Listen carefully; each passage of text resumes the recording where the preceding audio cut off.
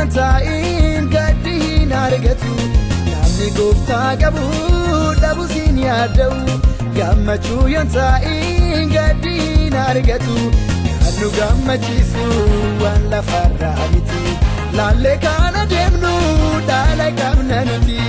kan nu gammachiisu waan lafarraa miti laallee kana deemnu dhaala qabna nuti Keessummaadhaan jirta lafarraa gaaraan baanee beelaatti baanee jirteen gundumiin kun kan ormaati laaltee hin boo'ini gaaraan baanee beelaatti baanee jirteen gundumiin boqonnaa nuumnee qabdaa oliiti gaaraan baanee beelaatti baanee jirteen gundumiin.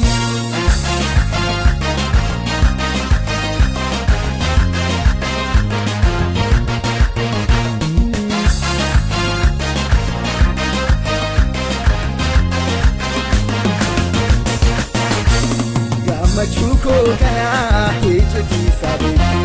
kan komadi ada miti kan lalamu galma ko galegala sana yemuyamu gamadi lubun ko yo manarga jesha agasitu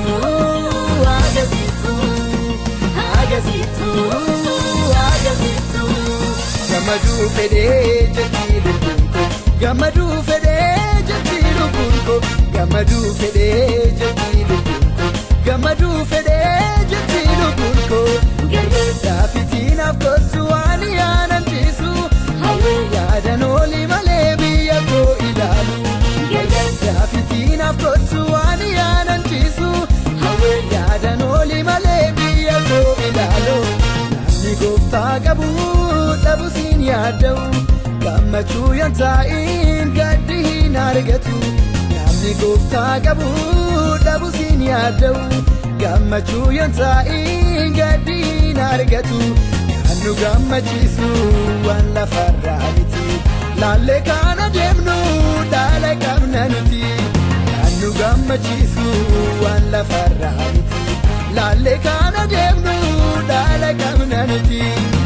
Keessummaadhaan jirta lafarraa gaaraan baanee beelaatti baanee jirteen gundumiin kun kan ormaati laaltee hin boo'ini gaaraan baanee beelaatti baanee jirteen gundumiin boqonnaa nuumnee qabdaa oliiti gaaraan baanee beelaatti baanee jirteen gundumiin.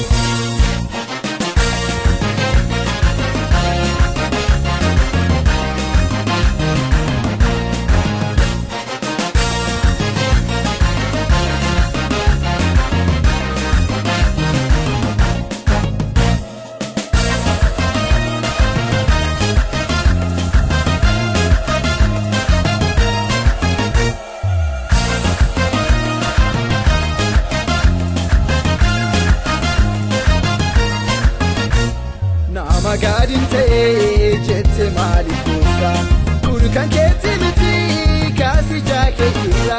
galma kee borii sana laalitii gammatti fiigichaa kee fiixuuf ofii kee qopheessi malee waan mul'atee baduuf sammuu kee nibbisi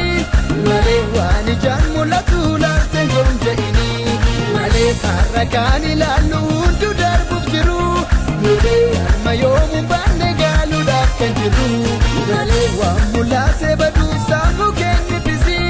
malee waan ijaan mul'atu laaltee goonja'ini malee har'a kan ilaallu